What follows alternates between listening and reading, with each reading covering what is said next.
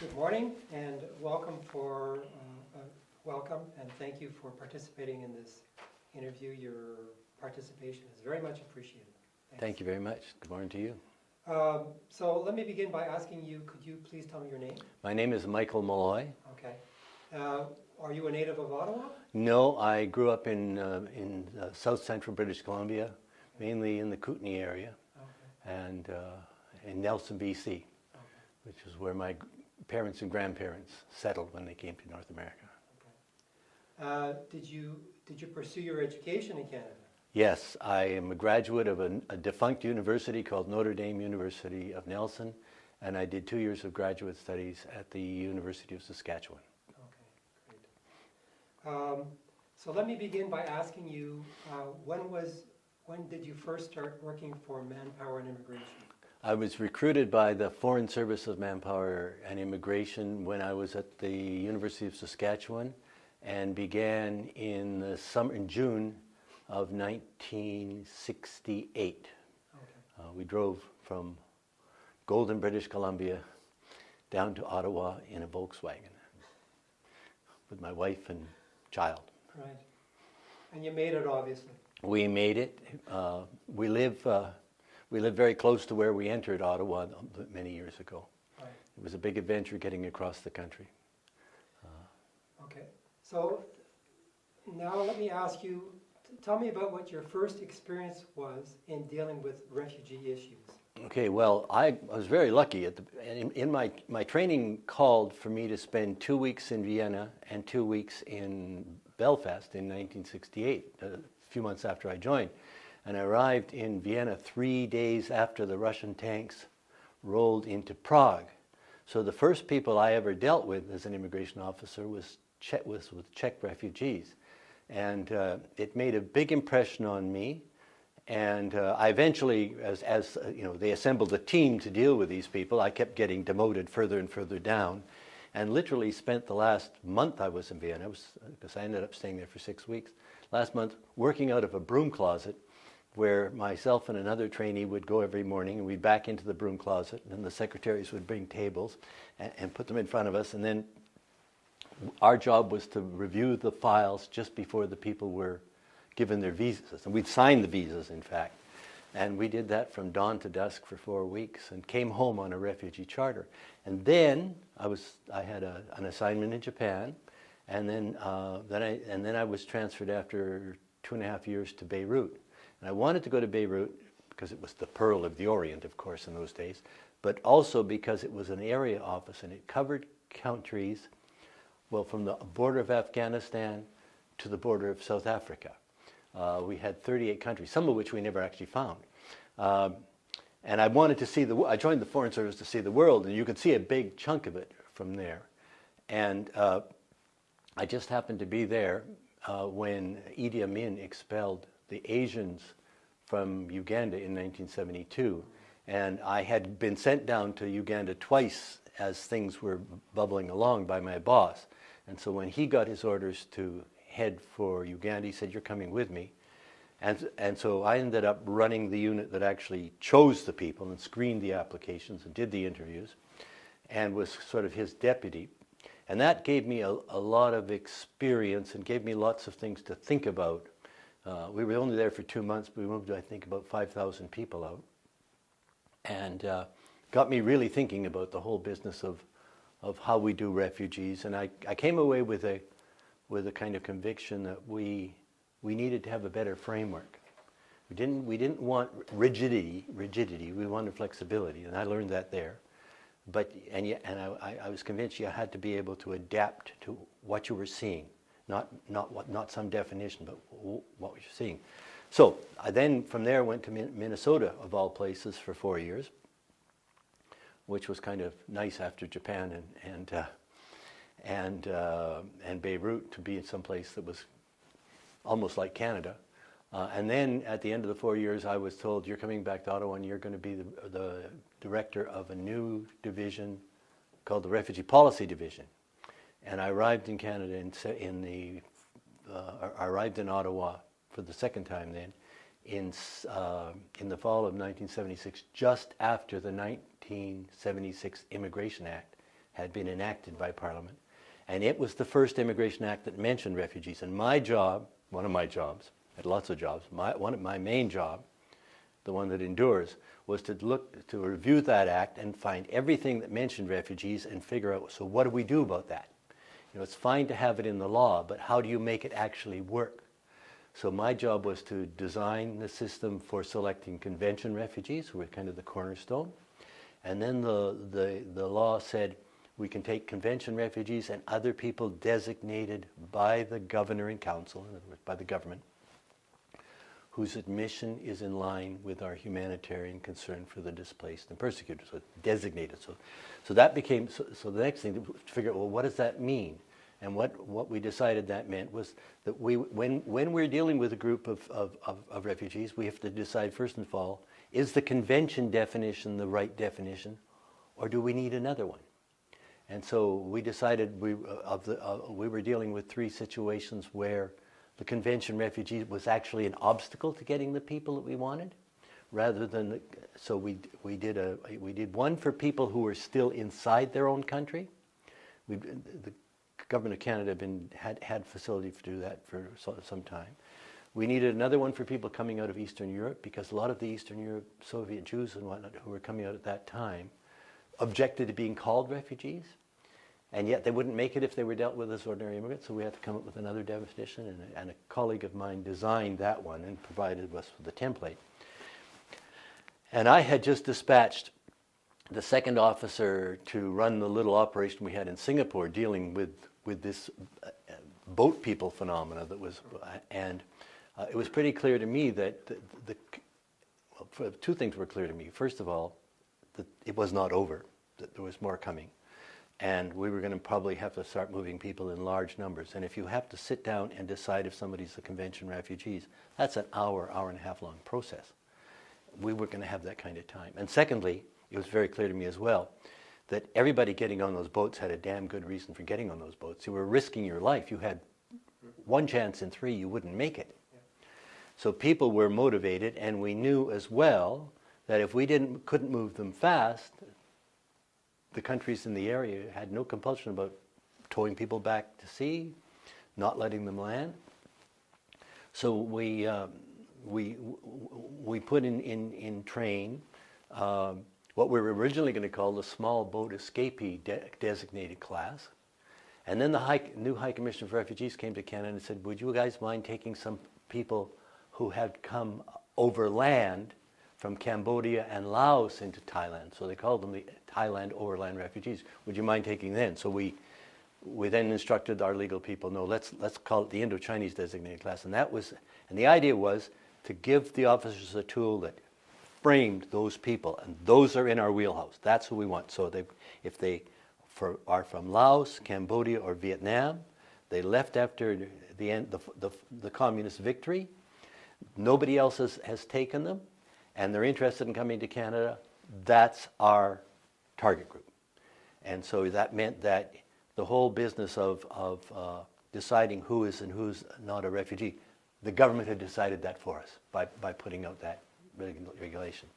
In fact, I'd never heard of the boat people till literally the day I arrived to take up the job, and my assistant said to me, what are you going to do about the boat people? I said, well, who are the boat people? And so while we were doing all of the preparatory work of taking the provisions of the Act and turning them into programs, we always had our eye on what was happening out in Southeast Asia. So we did the convention refugee class, we did the designated classes, and then the Act, in a very obscure way, allowed us to set up a sponsorship system. So that we got started on that in '77, and the minister of the day, Mr. Cullen, approved it at the beginning of 1978, and we went across the country talking to people about it, and talking to people as well all through the spring and summer of 1978, saying, there is this new tool that's available to churches and congregations and other groups if you're interested in refugees. And second, keep an eye on what's going on in Southeast Asia, because we think, I would say I'm not speaking for the government, I'm speaking for me, there is a tidal wave coming of refugees, and we need to start thinking about it. And you here in Edmonton, or you here in Calgary, really need to start thinking about it, because it's going to be a big challenge. We can see it coming. So that's how I first got involved. And then I went in the fall of 1978. My 2 years in that job was up, and I was sent off to language training. And meantime, many things were happening, and I was called back then in June of 1979 and told, okay, the government's just about to do something really big, and guess what? You're going to be the senior coordinator of the task force that's being set up to manage the movement, so that all parts of the immigration department are involved. So by 1978-79, Yeah. there was already a process in place to be able to welcome Southeast Asians into Canada. Yeah, we had the tools. It was almost like a just-in-time manufacturing. The designated class came out in December of 1978. The Mennonites got interested in sponsorship in December of 1978. The first highly visible group, refugees on a terrible old ship called the Hai Hong, arrived in Canada. 600 of them had been rescued off this ship, and the Minister of Immigration of Canada and of Quebec went down to welcome them, because we put them on a base in Montreal.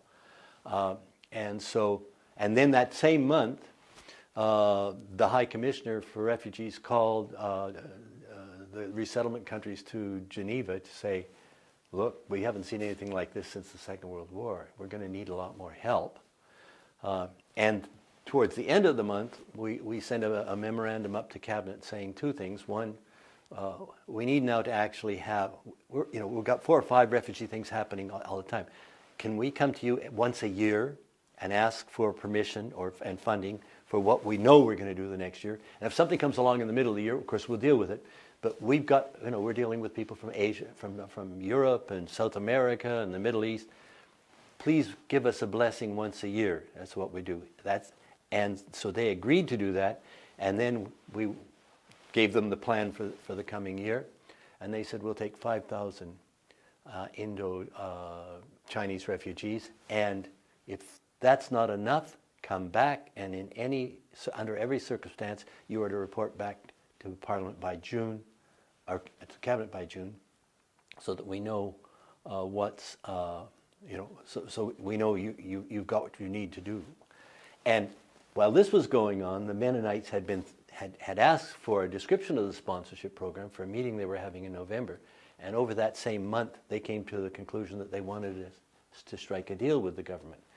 And so they got in touch with us in January, and by March, we signed the first, what was called the Master Agreement, which basically said individual Mennonite congregations can have a simplified way of sponsoring refugees, and in return, the Mennonite Central Committee will sort out any problems that happen after people die. So that got signed in March, exactly 40 years ago this month. And the Christian Reformed Church, the Lutheran Church, and the Presbyterians came on the next month. So that would have been in April. And by May, they had sponsored over 1,300 people.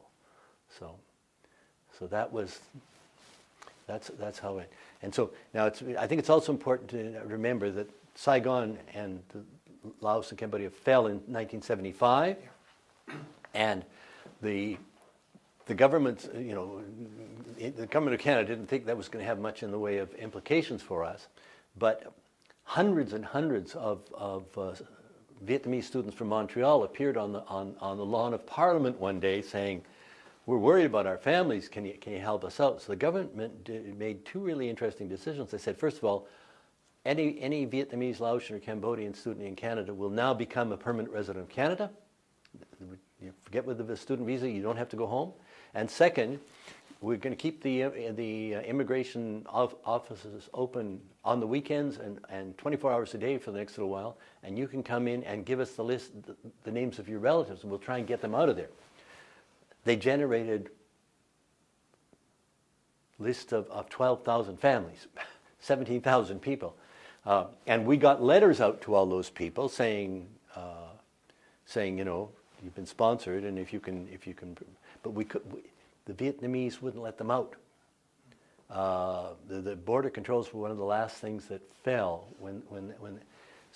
but then the government said, okay, we will take anyone that shows up anywhere that has a relative in Canada, and in addition, the Immigration Department has a quota of 3,000 on top. And we picked up refugees in Hong Kong.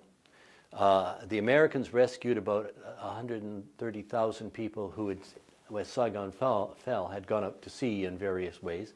And they took them first of all to the Philippines, to Subic Bay.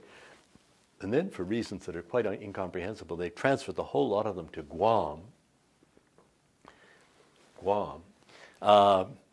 And so we sent a team from Hong Kong out there right away. And then it turned out there was another group of about 60 of them that had been dropped off by an American ship in Wake Island. And from Guam to Wake Island is like from Vancouver to Halifax. And one of our officers, one of our female officers who was in Guam, got into a Hercules the Americans provided, flew out to Wake, and picked them up. And by the time they got back to Guam, they were ready to travel. She did all the processing in the back of this Hercules. The Americans then picked up everybody and they brought them to the States, to Camp Pendleton, Fort Chaffee, Ellis Air Force Base, and a place called Indiantown Gap. These were mainly, some of them quite active military bases, some of them reactivated World War II bases. And we sent teams to all those camps. So that first year, 1975, we brought in 7,000 people. And over the next 2 years, we brought in another 2,000 people. So between the fall of Saigon and the end of 1978, 9,000 people. So that's the first Corps. Then we had that series of events that happened, which I've described in '78, which I think that's the tipping point. When all those things had happened and Cabinet had said, we want you to bring 5,000 people, and oh, by the way, come back if you need more. The weight of the government of Canada went from being neutral to being engaged. And from that point on, everybody in the government that was concerned in any way with immigration at the political level and at the bureaucratic level realized that this is going to be a big show. We had no idea how big a show it was, but we knew it was going to be a big show. So then, of course, we have the election of Joe Clark in the spring of '78, and he brings in two remarkable people, Flora MacDonald, our first female foreign minister, and a lawyer from Toronto by the name of Ron Atke, who he made to the Minister of Manpower and Immigration. And the two of them were deeply concerned. They were red Tories, you know, they were conservative fiscally, but very, very progressive in terms of their thinking about social policy. And Flora was particularly active, and you can trace her movements. Well, you know, one week she's at the G7 in Tokyo talking to all the leaders of the Western world about what we're going to do. Next week she's in a Mennonite church basement somewhere being told Canada should bring in 50,000 people. Atke himself showed an interest right from the start and was given a paper that later became a very famous or infamous book called None is Too Many. The authors of None is Too Many actually wrote an academic paper first about how we turned away the San Luis. So Atke read this one weekend, but anyways, the first thing that Atke and Flora MacDonald did was they said, okay, you know, we're on for 5,000, we're going to bump that up to 8,000, and oh, people are sponsoring refugees. Maybe we could get the private sector to bring in 4,000. That would be 12, and that's where Project 4,000 comes in, of course. Here, that number, so they make that decision in June. But in the meantime, we are seeing on the television these images of boats turning over and boats capsizing and people in the water. We know that people are drowning and dying, and people across the country are seeing this too. And people are beginning to ask, well, you know, we're doing something, but are we doing enough? And then the Secretary General of the United Nations, not the High Commissioner. It announces that there's going to be a meeting in late July in Geneva because we really have to get the international community mobilized for this. In late July of 1979. Now, we've already got people coming in. We've got teams out in Southeast Asia bringing in the 5,000, 8,000 people. But they realize this isn't going to be enough. So in early July, Cabinet meets, and Ron Atke takes the paper that became None is Too Many, and he reads part of it to his Cabinet colleagues, and then says, well, ladies and gentlemen, how do we want to be remembered? And that flipped it. So they come out, after a little bit of back and forth about the number, they come out and agree that we're going to take 50,000 people, which was, we'd never heard of that kind of a number in the refugee business. You know, shocking. I couldn't stand up straight for 2 days after I heard it. Quite literally, I was so shocked at the number. And Flora then goes off to Geneva around the 22nd of July, 1979, and gets on the speakers list early and gets up and announces that Canada is going to take 50,000 people. We've got 8,000 of them in the pipeline coming to Canada already, and we're going to ask our citizens to sponsor 21,000, and we will match that with 21,000, and that gives us the 50,000. It shocked the UN that we were going to take so many. It shocked everybody else. It certainly shocked us in the department. We had never imagined. So that, and I remember by that time I was there pretty well by myself, and thinking, okay, well, we got, we'll get this all going in September. Well, Flora comes back and the message comes down to us. We didn't say anything about September. It starts today. And happily, our immigration office in Hong Kong had been going at it hammer and tongs all spring and summer, and and all the DC-10 aircraft in the world had been grounded, a bit like today, had been grounded for something. So there was, and it's high tourism season, so there was no planes to charter. So we went to the Royal Canadian Air Force, as it's known today, and asked them, could we buy 11 flights from them? And they had a plane that would carry 200 people. So we called up our friends in Hong Kong and said, what will you do if we send you 11 flights with a capacity of 200 starting 3 or 4 days from now? And they said, we'll fill it. They had the people, we were so glad, boy, with relief. So right away we were able to demonstrate to the public. And initially these flights landed in Ottawa, in Vancouver, various other places, but by the I guess the end of the first week in August, we had the military base in Montreal ready to receive refugees, and a week later the military base in Edmonton ready to receive refugees, which meant we could bring refugees around over the Atlantic and put them in Montreal, bring them over the Pacific and put them in Edmonton. So that really worked. And in that month, we had, as we were finding officers to fire out there, because we're going to need a lot more in Hong Kong, in Singapore, and we just opened an office in Bangkok. They were all going to have to be reinforced. We had to, we had a system out there that had been originally designed to bring in 70 families a month. Well, we were told by the administrative people in the department initially after this decision, well, you'll have to bring in 3,000 people a month. And then a week later they said, oops, we miscalculated, you're going to have to bring in 5,000 a month. So it's like we had a little garden hose and we needed to turn it into a first-class fire hose to bring them in. And so that month of August, probably the busiest of my career, because we had to rethink how are we going to match all these strangers coming from Indochina with all these strangers in Canada. And as I said, we had 1,300 people sponsored at the end of May. We had 10,000 sponsored by the end of August and 23,000 sponsored by the end of October. They passed the government's target. So all in 1979. This is all in 1979, and so in August, first of all, we have to figure out how are we going to, if we bring all these people in and can't match some of the sponsors, we're buying nothing but trouble.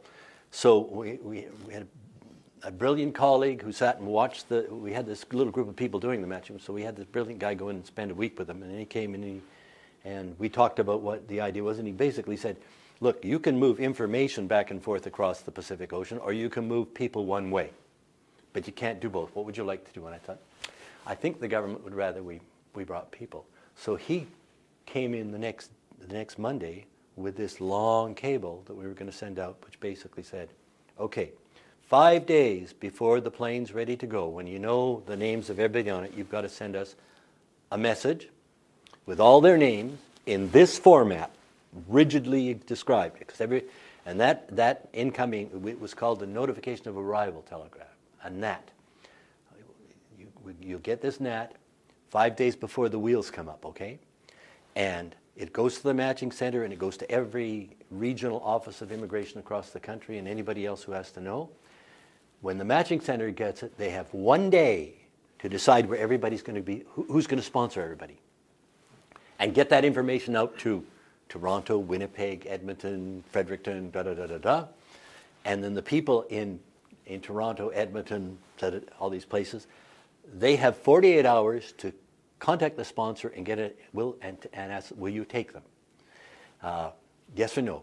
Yes? Okay, you're going to see them in 5 days. No? Well, we'll get back to you some other time.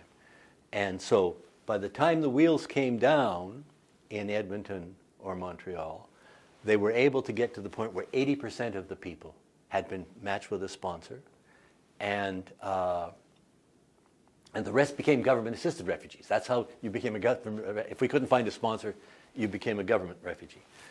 So that system had to be thought through, and we gave the system 1 week to transfer over to that. Then we had to, the matching center itself at that stage was keeping track of things with index cards. And index cards, they're wonderful if you got 10 things to worry about. So I'm going to the details. There was a bloody big battle, and we managed to hijack. Nobody had computers in those days in the government, but and they would arrive at the manpower department, one every couple of months. Well, we hijacked one of them, which came with its very own nerd. And I was amazed to discover that when these lists of people came in through the telex system, the telex machine at our end produced ticker tape. And to my amazement, this big computer, the size of a washing machine, had a little slot in the top. You could stick the ticker tape in there, and it absorbed the information. Who knew? It was amazing. So we were able then to get all the sponsorships coming in through the same system, and we were able to load them in the computer. So that allowed us, the computer didn't do the matching, but it allowed us to then begin to manage, because we manage equitably. Are the cities getting equal? Are the different churches being served equitably? And it really made all the difference in the world. But you can imagine, we had these 8 people, and in comes notification of arrival telex. But they were getting 5 and 6 of these a week, eh? And you're there, and you get this list of 500 names on the next 747, and you've got to find homes for them. So it was it was very exciting. And once people learned to do it, you stop bothering. They were always too busy for anything. So we got that done. And the other thing is that one of the officers who'd been sent out in the spring to deal with this first 5,000 came back and he said, look, we arrive in Palau Badong, there isn't even a wharf. We have to go out on a fishing boat. It takes us 3 hours to get there. And when we get there, we have to go into the water up to here, and we have to carry boxes and boxes and boxes of immigration forms ashore. And then we have to take boxes and boxes back out 5 days later.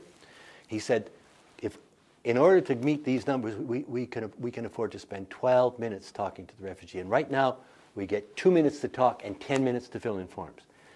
He said, the system is killing us. And he'd been with me in Uganda and had run the documentation, so he really knew what he's talking about. And he said, and even the business of preparing the final landing records is killing us.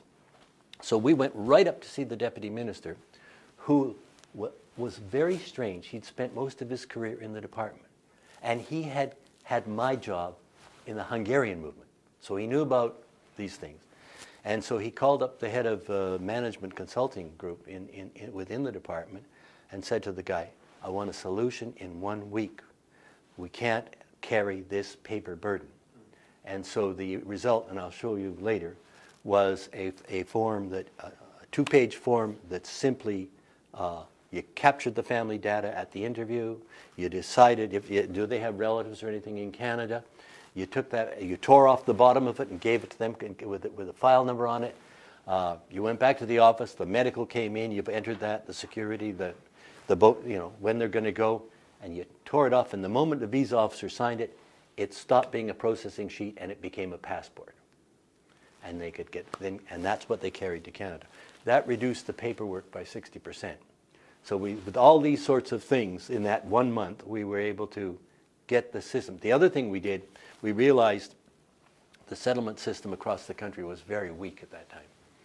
And so we decided we were going to need more people. And there happened to be, in the Manpower and Immigration Department, a special group who were people who'd been recruited in their own communities to find jobs for disadvantaged people. They knew their city. They knew who did what.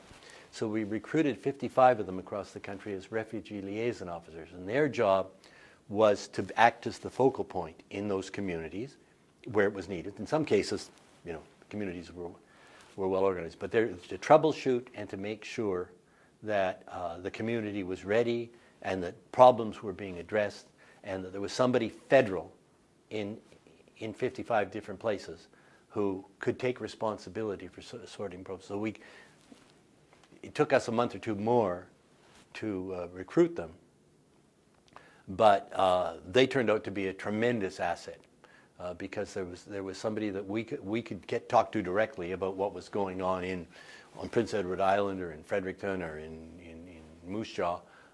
There was somebody there, and their only job was to make sure that the community was ready, that the sponsors had what they needed, and if things fell off the rails, and we're dealing with people, sometimes they do, that there was somebody there to pick it up and deal with it.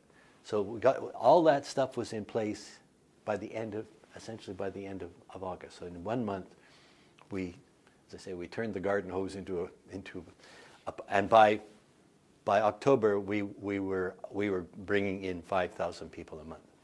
So that meant a 747 arriving in the about one every 3 to 4 days. And the facility that we had in Edmonton eventually grew to the point that we never had to do it, but we had the capacity to bring in a 747 with people, and they could load 500, counting children, you could load over 540 people onto a 747. They could take that plane load, quarantine them, and pass another one through with the two groups they were meeting. They were the reception centers. When you turn to the Canadian military for help, boy, do you ever get it. And the reception centers became real showcases for the government to take visitors to and this sort of thing. And the people would arrive there with their little yellow forms, and they would be welcomed. We had all people that spoke the languages. And they would be, and it would be explained to them what was going to happen. Normally, they'd stay there from 3 to 5 days, depending. The first day, they would have another medical check, and they would be given. They would have a shower. People had been living in a refugee camp for 6 months or a year. The shower was the rain if you were lucky. So that was. We thought it was an imposition that health people said they should have a shower, but it turned out it was very, very popular. And those military bases, with all their capacity, could never generate enough hot water for everybody to get home. And then they were issued new clothing, and they were issued winter clothing, if depending on the time of the year. And they were put to bed, and they were fed, and then the second day, they would meet with the immigration teams and get their formal landing documents done. They become permanent residents of Canada. And then they would meet with people from the Manpower side about where they were going, whether they were sponsored enough, who the sponsors were, what we knew much about them, and if they were government assistant, where they would be going and who would meet them. And there's some things surprised us. We made sure that the Army could provide Asian food, of course, but they wanted hamburgers and hot dogs. And they couldn't believe there were always tons of apples left out. They couldn't, in those days, not anymore, but in those days, people in that part of Asia never saw an apple. That was luxury food, and they couldn't believe that they were there. No, people said, no, just take them. So that was, and of course, you know, I mean, we found in the other interviews, people didn't understand what was happening to them or why. So there they got a chance to talk to people and get a little bit more information about what was going to happen next. There's a great story from the Edmonton Reception Center that I always like to tell. I got a call I came into the office one morning, and there was a very rude cable in from a very nice man who was running the operation in Edmonton, and it basically said, Molloy, if you want us to take their undies away and destroy them after they arrive here, we're going to box them up and ship them to you. Signed, Guy. So I thought, oh, what's going on? So I phoned him up, and he said, no, the health authorities have said that when people arrive here and they're having their shower, they're given fresh underwear, and we are to collect the other stuff and burn it. After all, they're coming from Asia, who knows? We certainly weren't aware that they'd been given that instruction. So I said, so what's the problem? And he said, well, last night and this is Edmonton, February, okay? 2 o'clock in the morning, he gets a telephone call from the base, from the military police there, and there's something going on in the barracks where the refugees are. The lights are all on. The people are there's people wandering around and talking. There's a lot of noise, and we don't know what it is, and we don't have an interpreter. Can you come out here and deal with it? So Guy has to get up, get dressed, drive across town to pick up an interpreter, drive out to the base. He gets there. The military police rush him to the building, and it's chaos in the building. So eventually they work their way to the epicenter, and they come to a room, and the woman is lying on the floor crying her eyes out, and everybody in the room is crying and crying. And so they managed to get everybody calmed down and get the story. And the story is, this was a middle-class family, and when they were ready to leave, they sold everything they had, and rather than buying gold, which many people did, they bought a big diamond. And they sewed it into Mama's bra. And it survived the boat trip. It survived the pirates. It survived the months in the camp. It survived the flight to Canada. It did not survive the shower. She was so thrilled to have the shower. So, and this stuff was incinerated, eh? So Guy said, well, where is the clothing from that 747? Well, it's in a dumpster out in one of the hangars. We'll burn it tomorrow. So, 5 o'clock in the morning, they're out there having dumped the dumpster on the floor and they're collecting the bras. And eventually, they have to go and they find the diamond. So he says, we're not doing this again, Michael. We're not doing this again. So I said, just leave it with me. And I called the health people and said, well, unless you change that order, they're going to be shipping the underwear to your office, sir. And they're packing for the next flight right now.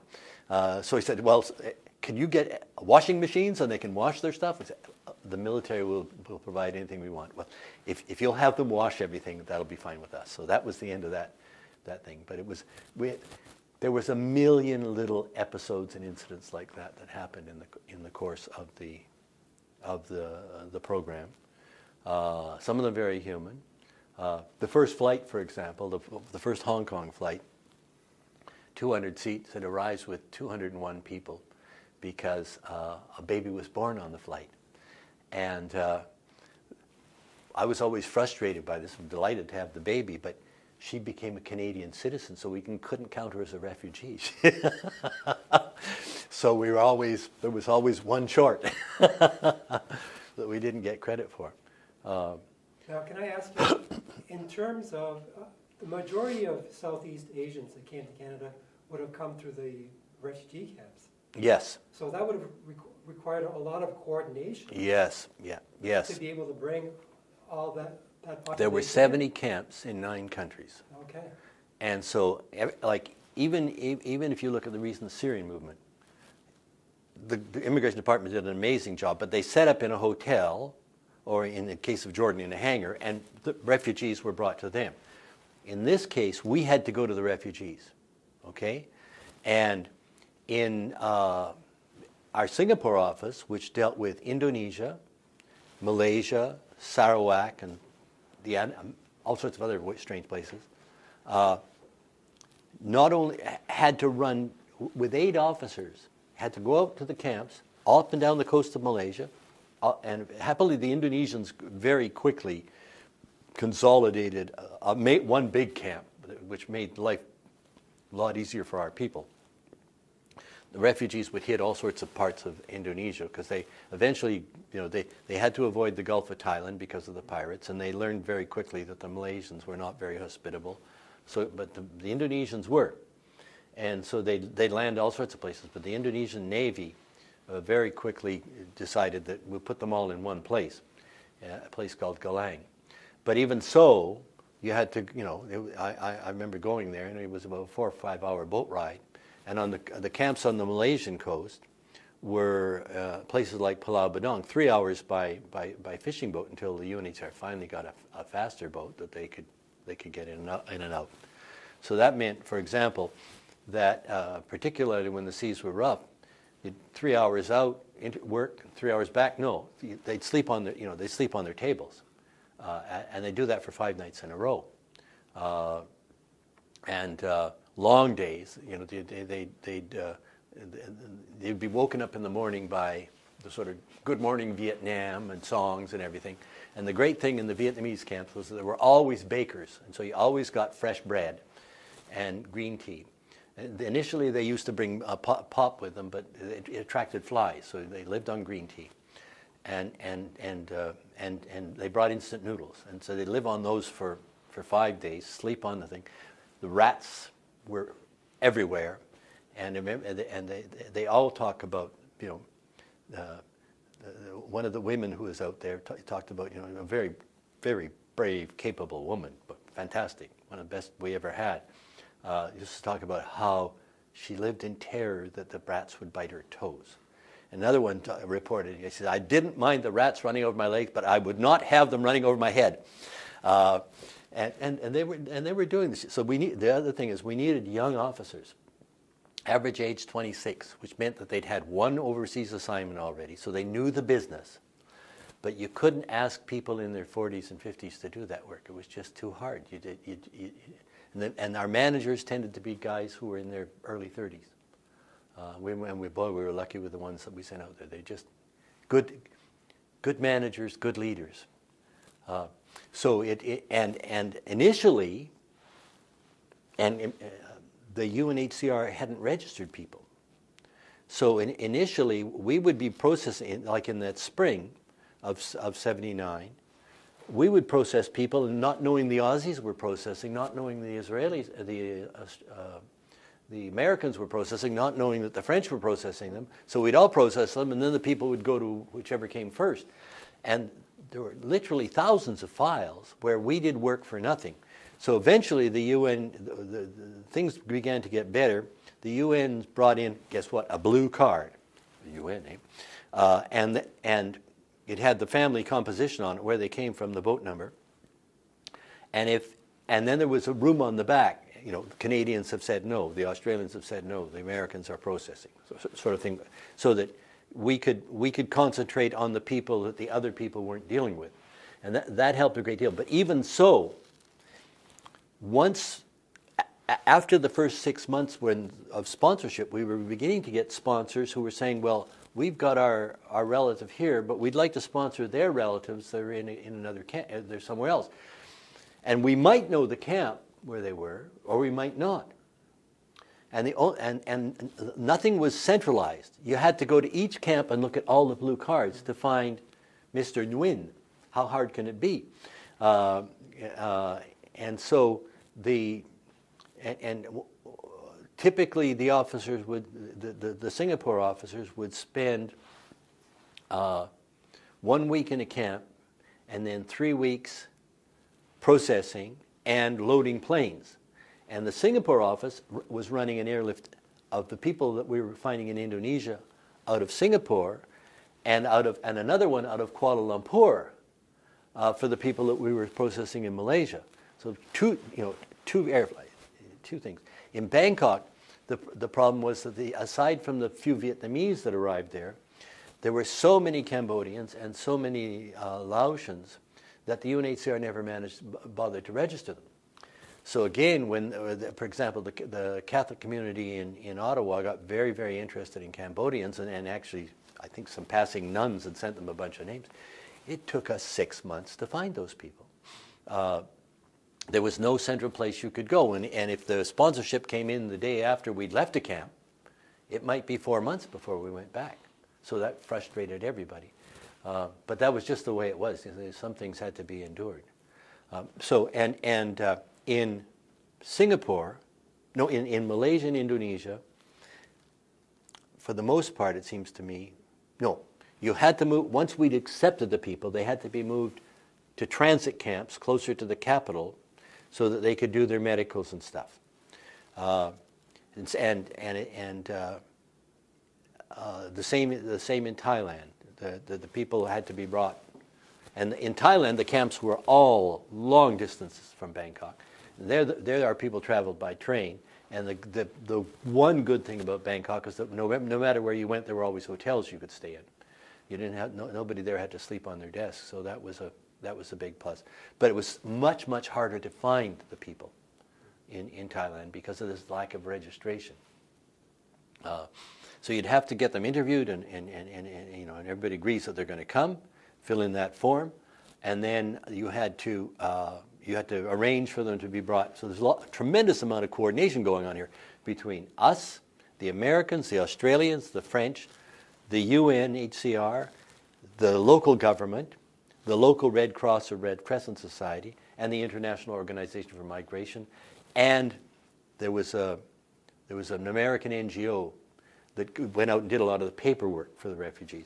So all those different entities had to be dealt with if you were going to move this family to there and have them land in the right place. There was lots of things that could go wrong, and lots of things did go wrong. So and essentially, it was the managers and their deputies that had to spend time sorting those things out.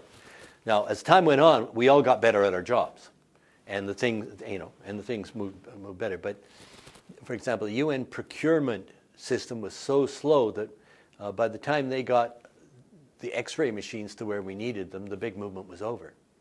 That's just one of the realities we had to face. It took them a long time to get fast boats to move our people out to these island camps as well. And so we were really lucky that we didn't lose people on the high seas. There were the veterans of those will tell you the stories of boats breaking down or them trying to go out during the monsoons and getting hammered by when you came down the river and hit the ocean. You really got hammered. And we never understood in Ottawa, it's pretty hard to explain to the bean counters upstairs. Well, it's monsoon time. And we can't get out to well, why can't you get out to the island?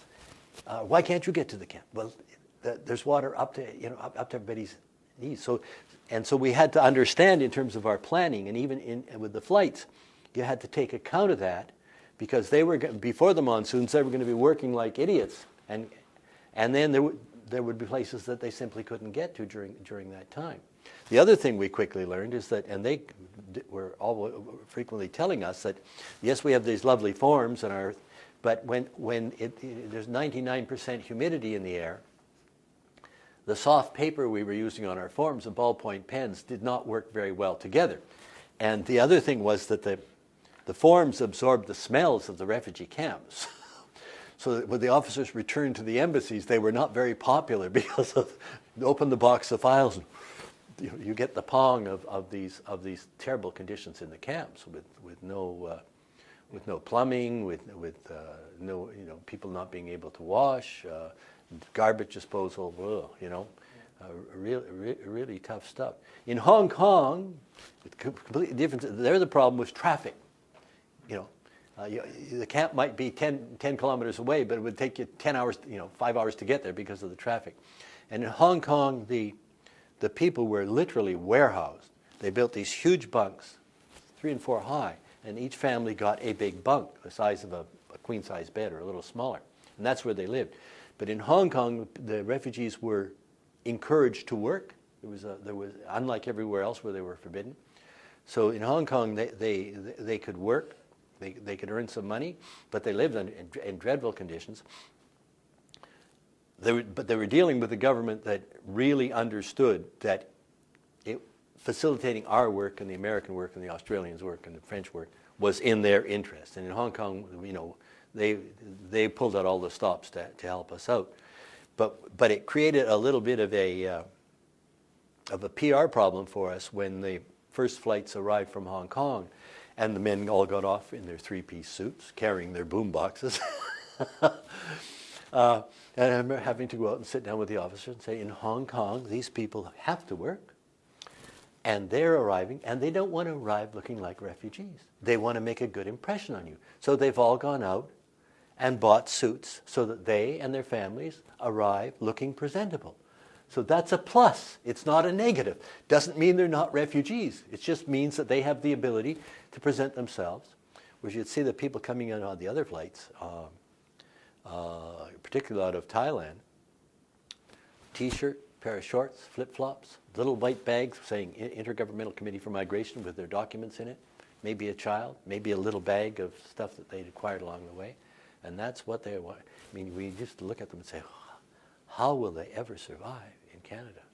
Well, of course, they're one of the most productive communities in the country 40 years later. So they survived just because of the kind of people they were. And in that period, Hong Kong was still under British rule. Yes, it was under British rule. So, and in fact, initially, when the first big boat, right after the fall of Saigon, arrived in Hong Kong, what had happened was 5,000 people got on a Vietnamese freighter and headed out to sea as the communists were closing in on the city. And they got some distance, and the boat began to sink. And a Danish container ship called the Clara Marsk heard the SOS and came by. So here you have this container ship, and they take 5,000 people on board.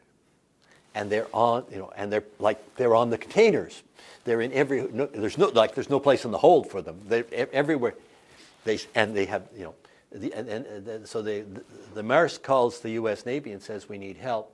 The Americans come, and instead of taking people off the boat, they just give them some more water and a few more bags of rice, I guess. And so they radio Hong Kong, and Hong Kong says, yes, they can stay. They can come to us.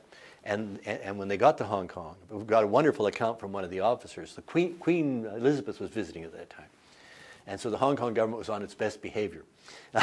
And said, yes, the refugees can come. And we have an account from one of the officers who'd gone up to watch the Queen's barge going across the water, and then saw the Clara Marsk coming in, and just covered with people.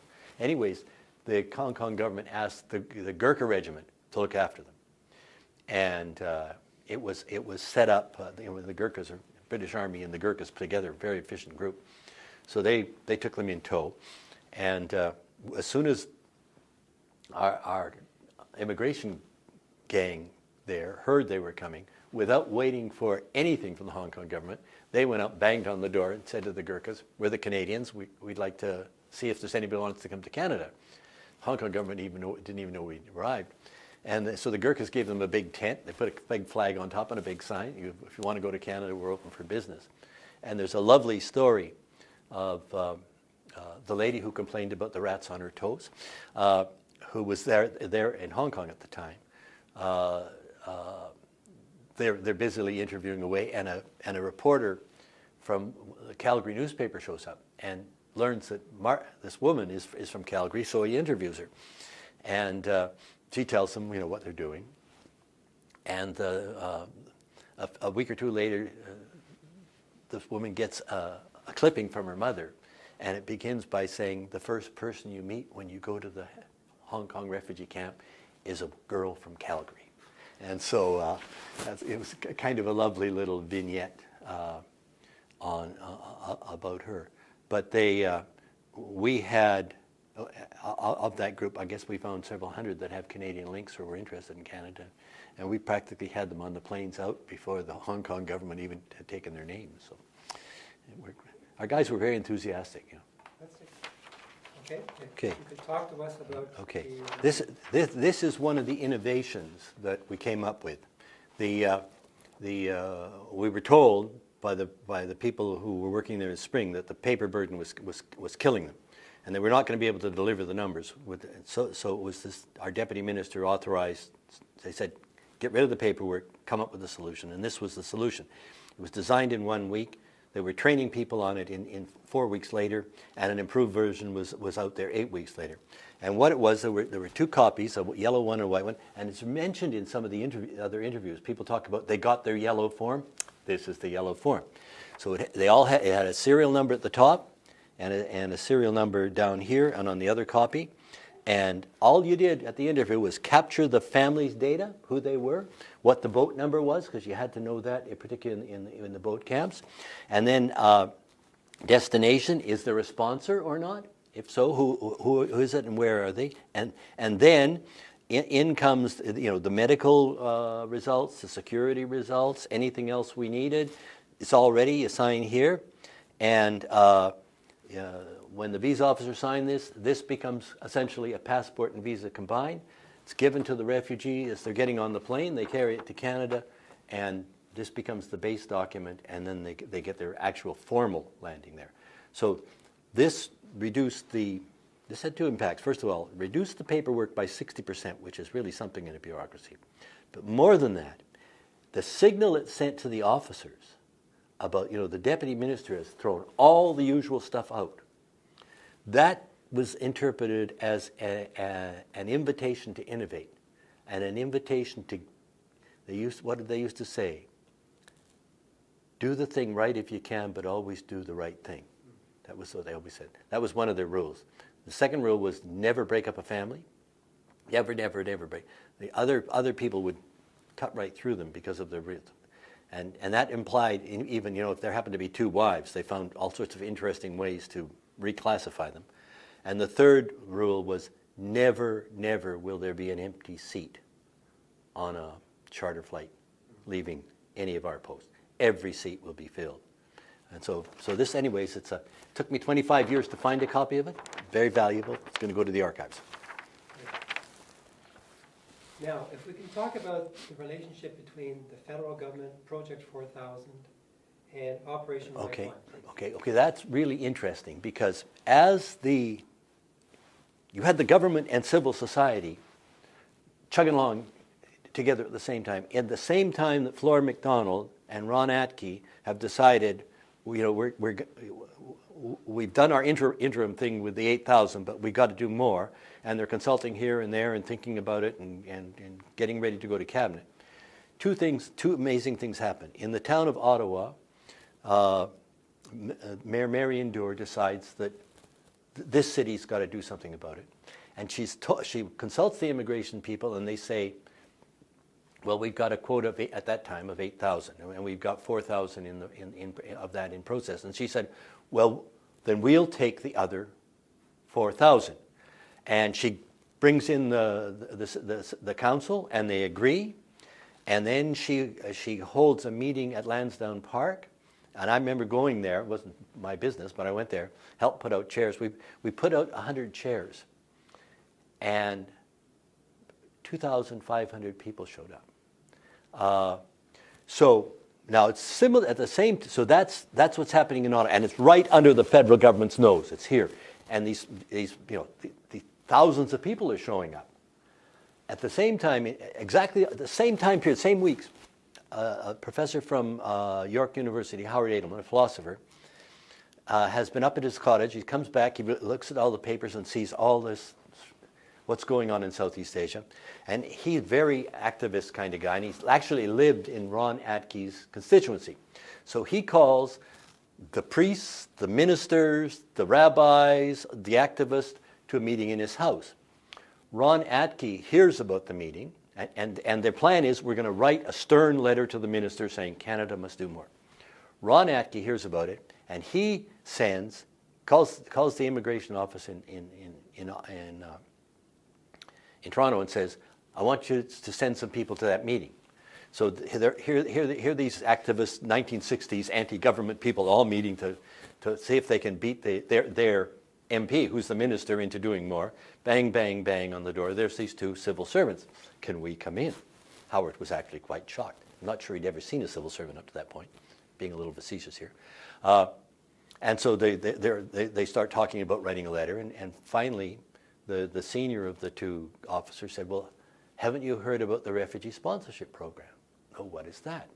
Well, don't you know churches or even groups of 5 people can get together and sponsor people. And those people come in over the quota. So, you could do that. Well, they forget about the letter right away, and by the time they're through, they've agreed that they're going to get organized and sponsor 40 refugees. The next morning, Howard gets a phone call about 5 o'clock in the morning from a woman in Newfoundland saying, I'd like to join Operation Lifeline. And Howard says, what's Operation Lifeline? Well, haven't you read the Globe and Mail? And a young student who'd been there was also a stringer, and he coined the term Operation Lifeline and wrote a little column. And the phone never stopped ringing. And by the end of the week, there were 60 chapters of Operation Lifeline across Canada, but none in Ottawa because we had our own. So now what was really important about that was that good leadership at the federal level and good leadership at the local level were mutually reinforcing. You can't even begin to understand how empowering it was for the federal ministers to know that the likes of Mary Endure and Project 4000, the likes of Operation Lifeline, and similar things right across the country, how that re-empowered them. And the interesting, it started the whole thing on the basis of trust. That there was going to be trust between the national government and the people at the local level. And those two institutions, first of all, they delivered on what they, and the Operation Lifeline was, these were all people who'd done all sorts of activist things in the 60s and whatnot, knew how to organize flat organizations where everybody knew what they were doing, everybody talked to each other. Operation Lifeline was very, very, very, very much the same, and so those two institutions are very much what the United Nations had in mind when they gave Canada the Nansen Medal a few years later, which is the kind of the Nobel Prize for Refugees. I mean, if you read what the UN citation says, they're talking about everything we'd done in the previous 50 years from the end of the Second World War. But what brought it to the front of mind was the way our population got organized. And by the end of the movement, the largest single group of refugees that came in were privately sponsored. The communities in Canada in that 2-year period generated something over 7,000 sponsorships. So that means probably, now there's some groups that do more than one, but you can easily say 7,000 groups across the country got organized. And in my parish, there was so there were probably 15 people really active, but everybody else is putting an extra couple of dollars in the plate. So you've got a parish with a couple of thousand people, and there's doctors in there, there's lawyers in there, there's nurses, there's guys that run this and do that, and women that do other things. And so we quickly learned what a potent tool for the benefit of the refugees, but also for the benefit of the strength of our civil society. That was a private sponsorship thing turned out to be. And nobody had a clue as to how it was going to work, I mean, it was, people would call us, and, if we were half a step ahead of them, we were having a good day. Quite often they would say, well, what about this? We'd have to sit down and figure it out. And most of the time, we quickly learned, well, what would you do What's your solution? That's same with the overseas operation. They'd have a problem. We'd say, how would you like to solve it? Oh, well, we'll do this. Well, that's it. We bless it. Do it. But it was, to me, it was this sort of a virtuous cycle of empowerment between the different levels of government, and superb leadership being demonstrated, and not just by Marion Dore, but in my parish, and in this congregation, and in that Kiwanis Club. One or two people would step forward and say, okay, let's get it done, and so you had this enormous exercise in civil society, but with leaders stepping forward at all levels. And we saw it, we saw it with the Catholic and Anglican bishops. We saw it with the Christian Reformed Church, who batted way above their weight. We saw it with the Mennonites. The Mennonites became our management monitoring system. When they'd call up and say, there's something happening we don't think is quite right, we learned you could take that to the bank. If they said there's something needed fixing, it needed fixing. And so we had an enormous level of trust. And I think they believed that we were sincere in what we were doing, and we certainly had no reason to doubt their sincerity. And that was a kind of it was a stellar moment in our history. And you have to look quite a bit to find other things where people pull together and not only put money, but put their time and their lives into something where you're going to go down to the bus depot and pick up a group of people who don't speak your language, don't look like you, you've never met anybody from that community before, and you're probably going to end up taking them home and spending Christmas with them and taking them out to the cottage and dealing with all the millions of problems that people who don't speak the language. And 5% of them spoke enough English that they could, or French, that they could be interviewed in one of those languages. So 95% did not speak enough. So most of them arrived without any English at all, or what they'd learned in the camps. So, I know my own feeling at the time was that we had our role, but we quickly learned that within our own organization, we had to trust the local managers, and our job was to make sure that the communications was standard, and everybody, when one of these notification arrival telexes came in, everybody understood what every symbol and letter meant. We all spoke the same language, but beyond that, we couldn't even begin to understand what the management problems were in Thailand as compared to Indonesia, as compared to, say, Manila, where people were building up. So we had to make sure that people understood the spirit, understood the power of this sponsorship movement that had just emerged in Canada. And then for the most part, I spent the second year just troubleshooting. Because it's the people business, there's always something that has to be fixed.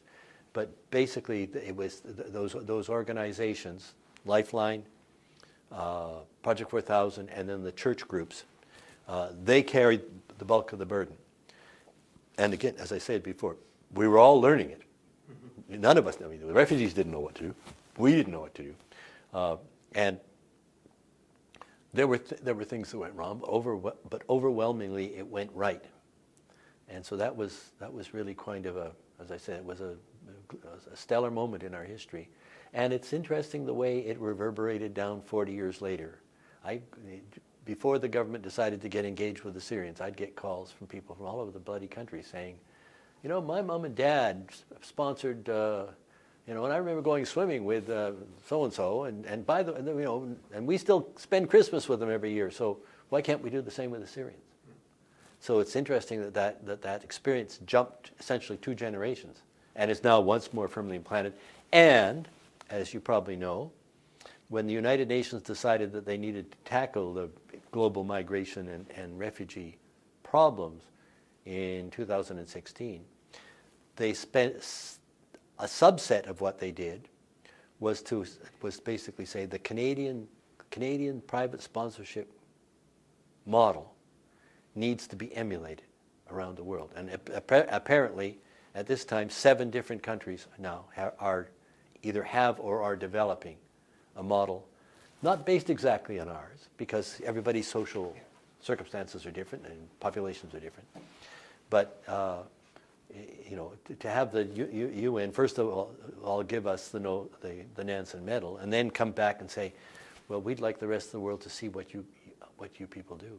Well, I often ask, well, why does what is it about the sponsorship thing? And I would say there's nothing magic about the design. It's, you sign a contract, you meet them at the airport, you take them to accommodation, you find a place for them to live, clothes, plug them into all the things they need to be plugged in, comfort them, help them with their things, and hopefully in a year you can let them go. And I always say when I'm asked, the magic is not in the program, it's in our population and the way they use this tool. That's where the magic is. And why do Canadians do it? Because for the most part, we all have immigrant stories in our families.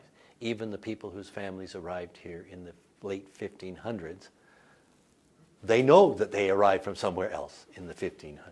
And we all pretend that we, oh yes, we're native Canadians. Well, there are native Canadians, but we're all actually the children of, or grandchildren or great-grandchildren of people who migrated here. And I think that helps. I think what also helps is that we have we're really lucky in that our sense of what a Canadian is very plastic. It can be molded, it can be changed. A Swede is a Swede is a Swede. But a Canadian, for the last 50 years, can be anything, and it's more about attachment to a certain set of values which we sometimes live up to. The final thing I think I'd like to say is, up until 1979-80, multiculturalism was a policy of the government, and on Canada Day, politicians would get up and say, "We are multiculturalism." Up to that stage, multiculturalism, I don't wish to be rude, was about pierogies and polkas. It was focused on how different the Ukrainians are, or how different the Poles are. Well, it turns out they're not very different at all compared to what came later. I think when 7,000 Canadian groups took a family of strangers from Laos or Cambodia or Vietnam home, multiculturalism became a lived thing. It was not something up there. It was, gee, those are real people, and they have their problems, and they have their strengths, and they have their weaknesses. And we can laugh about the silly mistakes we made in our first 6 months because we didn't understand the simple things they understood differently from us. And, like, why didn't they open their presents when we gave them to them? Well, you don't open your presents that part of it. You wait until people are gone. And there's good reasons for doing that. But I think that's when multiculturalism actually worked itself into the fabric of our society. And, because up to that stage, most Canadians' contact with people from Asia was the Chinese restaurant. And maybe you knew the manager's name, and maybe you knew the waitress's name, but chances are you didn't. But we all went there. But they were there, but they weren't there. Well, this began to change that, and the country we have today is very much, I think, a product of the mind shift that brought about. Yeah. Okay. Thanks very much. My great pleasure. Could you please tell us about your book? Oh, okay. Yes, that thank you. you. Have co-authored. Thank you. Yeah. We have this enormous number of people come in to Canada in 79 and 80, and they continue coming in for another couple of years until we've got probably an initial group of probably 135, 140,000. At the present time, the Vietnamese community is 300,000 people in the country. And you add, if you add the Laotians and Cambodians, there are probably 400,000 people and their descendants. The academics seem to have lost interest in them after the first year, and nobody actually you know, one person did a lot of work on the origins of the sponsorship program and how that took off, but nobody actually told the story of what we did. And over the years, when I'd bump into people who'd been out in Palau Bedong or these other places, they tell these stories that were just so amazing. So about 6 years ago, I recruited three other guys from the immigration department who'd retired, all good writers, all history buffs, and as well as two editors. And the other three, Peter, Kurt, and Robert, spent a whole winter at the National Archives, and they were given access to all the immigration files from that era. And so they went through and they photographed enough documents to fill 7 3-inch binders. And we then got a really brilliant graduate student who actually put them in order, which was uncommonly helpful. At the same time, I wrote to everybody who'd been involved who was still alive and said, we're going to write a book, and if you'll tell us what you remember, all I care about is your memories. I don't care about dates and all that sort of stuff. What do you remember 35, 40 years later? And 60 people responded. So, so what the idea was, once we had all this material, we had to, of course, to think about how we were going to organize this. So we decided we would begin with 10 chapters that tell the story that I've recounted about the fall of Saigon and what we did, the baby lift and all the other things that happened at that time, what happened in the next year or two, then the incoming of the Immigration Act and how all that stuff was in some ways influenced by what we'd seen, but more importantly, by what we could see coming. And then how in 1978 you get this tipping point in terms of this is not going away, this is going to get bigger. And then you get the working up to the big decisions of July. And then there's a chapter on all those things we did in August to get it. And then we tell about in 3 or 4 more chunks, how the operations worked overseas, how the operations worked in Canada. There's a bit of a crisis at one stage towards the end of the Tories period. And then Mr. Axworthy coming in with Liberals and deciding we're going to do another 10,000. And that takes us up eventually to the last flight. So that's the first part of the book. And that's the first time that story's been told. And I'm very delighted to say that law schools have grabbed hold of it, because we look at the idea of, so where did the idea of sponsorship come from?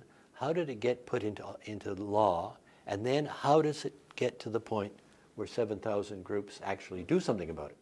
You know, so not many people talk about different parts of it. We've been able to describe several of these strands all the way through. So we did that, and then we looked at all the material that had come in from our friends. We realized that in one case, we have a whole chapter from a guy who was in Hong Kong when it went down, then he was in headquarters working on it, then he was out in Southeast Asia.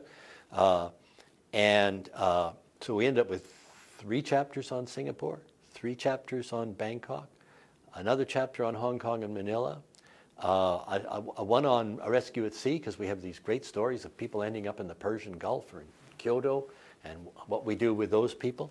And then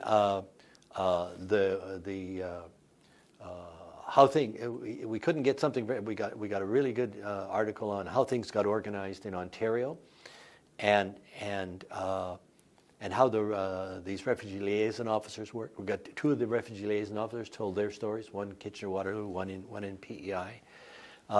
We got a couple of Quebec immigration officers to write their experiences.